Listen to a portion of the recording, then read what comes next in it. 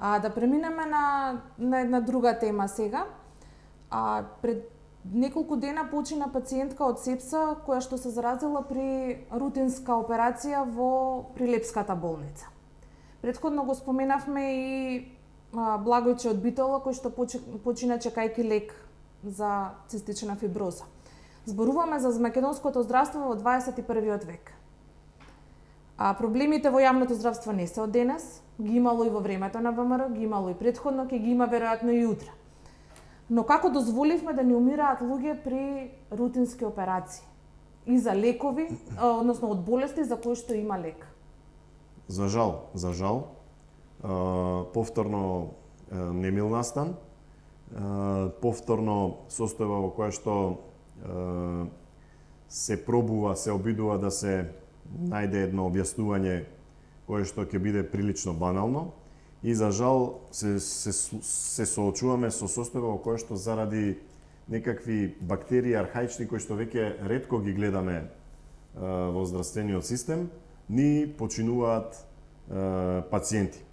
Јас тука не би се фокусирал на точната причина, но секако би требало да се бара причината во дисфункционалноста на системот, да се размисли дали некаква аномалија или дисфункционалност довела до ваква трагична состојба, особено да се постават прашања до државниот здравствен санитарен инспекторат ДСЗИ, кој што практично ги контролира здравствените институции и од него би требало да потекнат предлози за корективни мерки кои што ќе не доведат до состојба да вакви банални или архаични бактерии не ни се повторуваат и не ги гледаме во системот и не ни прават штета. Сепак Прилепската болница не е регионална болница, не е токму тоа така, мал... Токму така. Станува збор за регионална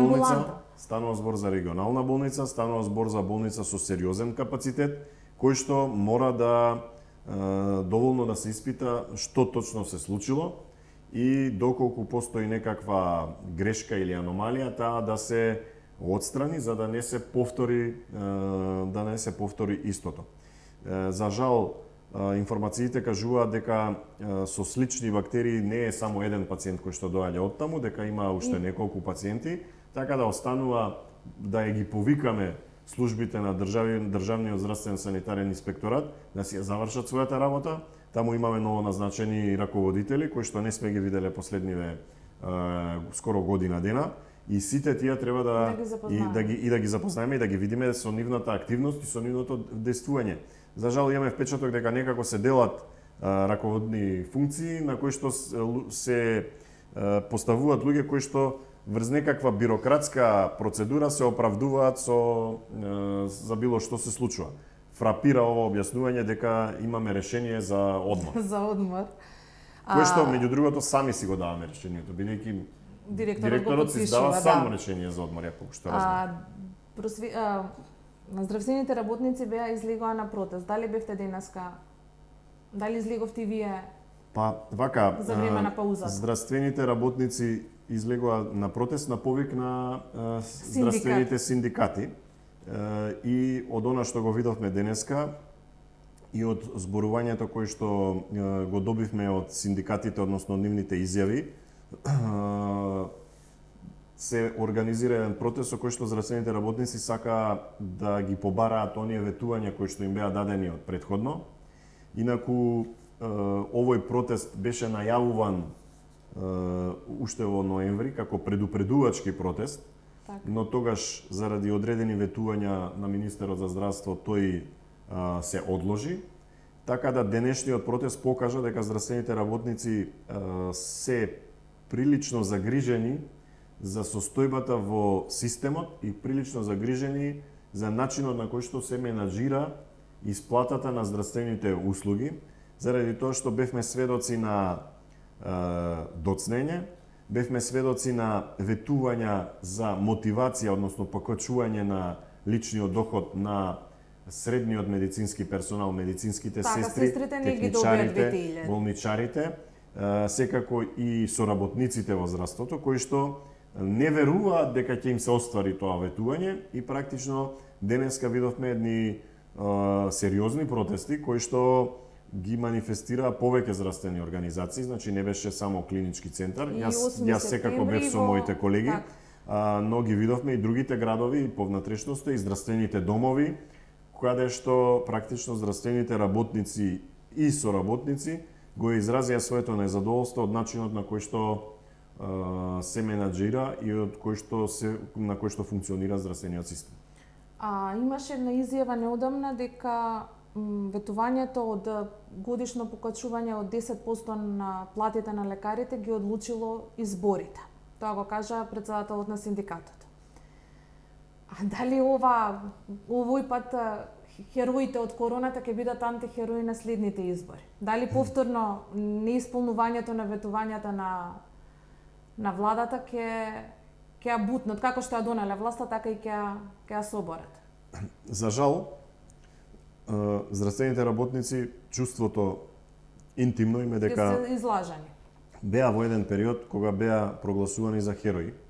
Посебно херои беа прогласени младите лекари, специјализанти, понатаму медицинските сестри кои што беа во првите линии на ковид пандемијата, болничарите, техничарите во првите линии на ковид пандемијата, потоа лекарите кои што беа во првите линии на ковид пандемијата. Тогаш бевме сведоци дека општеството се потпра на оваа категорија, на овие луѓе и на нас здравствените работници заради тоа што беше загрозен животот.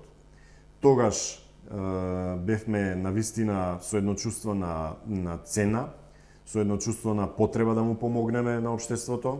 Видовме многу храбри приказни, многу млади колеги, многу повозрасни колеги кои што бескомпромисно се вклучија во битката со COVID-19. Целиот систем беше оптеретен. За жал болеа одредени дисфункционалности кои што се појавува во тоа време. Например, бевме последна држава која што доби вакцини, последна држава која што доби одредена терапија. Точно, токму така.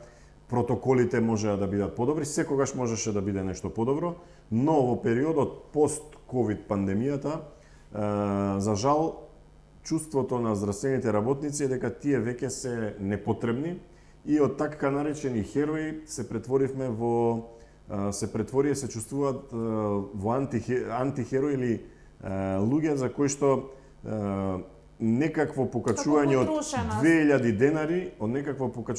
денари, треба да си го бараат на протести. При тоа имаше еден предупредувачки протест кој што се одложи, не се ни одржа, и сега се случува еден протест кој што вака прв пат после извесен временски период заради гледање на едно бахато однесување на фондот за здравствено осигурување. Тука повторно ќе го повторам начинот на кој што ни се сервира дека последните 2 недели ние сме биле под напад или можеби месеци и повеќе, не знаеме точно дека фондот бил загрозен, но никој не сакаше да даде никаква информација. Лекарите беа разочарани. Така се на ниво на шпекулации. Здравствените работници беа разочарани, немавме доволно информации, нити некој комуницираше да каже точно што се случува. Едноставно се јави еден молк кој што доведе до чувство дека повеќе не се потребни на општество и се поголема е бројката на персонал кој што заминува од јавното здравство. Така, каде оди персоналот? Одат во странство? Или во приватното здравство, или во странство. Се излегува денеска со едни бројки, вака прилично фрапантни, дека среден медицински персонал заедно со доктори прилично голема бројка е, се брои со илјади, дека ја напуштиле држава. И тоа е сериозно прашање на кое што мора многу да се работи, заради тоа што здравствениот систем представува еден комплексен систем во кој што не е само еден човек што работи и што сработува, туку е систем на врзани садови на кои што учествуваат, односно действуваат повеќе чинители. Не е само докторот, тука се и медицинскиот персонал, медицинските сестри, тука се техничарите, тука се болничарите, и сите имаат важна улога во функционирањето и во пружањето на здравствените услуги. Дисфункционалноста на овој систем му годи единствено на приватното здравство, но немојте да ме сватите дека ние сме против приватно здравство.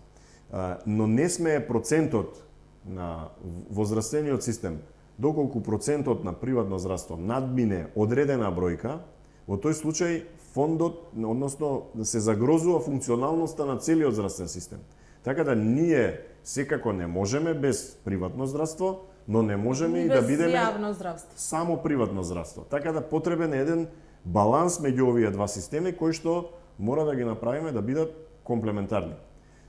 Доколку не успееме да ги направиме да бидат комплементарни, секогаш страдаат осигурениците, односно оние кои што имаат што потреба. нема да можат да си дозволат приватно здравствено Токму лекување. така, ќе треба или да плаќаат, или да не се Да не се лекуваат. лекуваат. Ги спомнавте специјализантите и во короната, но и сега гледаме дека без нив не се може. Но од друга страна, тие добиваат изјави само кукат и без вас се може. Се може без нив или не се може? Кој ги демотивира младите? Немаат клиниката за детски болести нема да им исплати 26.000 колку што земаат. тука не е проблемот во клиниката за детски болести, тука е Поврзано е повторно со фондот. Фондот е проблемот, да бидеме реални. Младите лекари се практично иднината на македонското здравство. Без нив не можеме да очекуваме дека ќе имаме здравствен систем.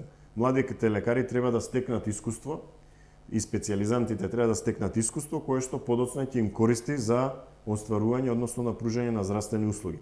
Тоа искуство може да го добијат само доколку постои систем на пренос на знаење, а системот на пренос на знаење е најдобар кога тие млади луѓе, млади специјализанти работат, им се дозволува да работат, и втора работа, кога се мотивирани, односно за таа работа која што ја сработиле, добиваат личен доход. Ви сте дека вие кога сте специјализирале сте работеле бесплатно на времето? Во тој период беше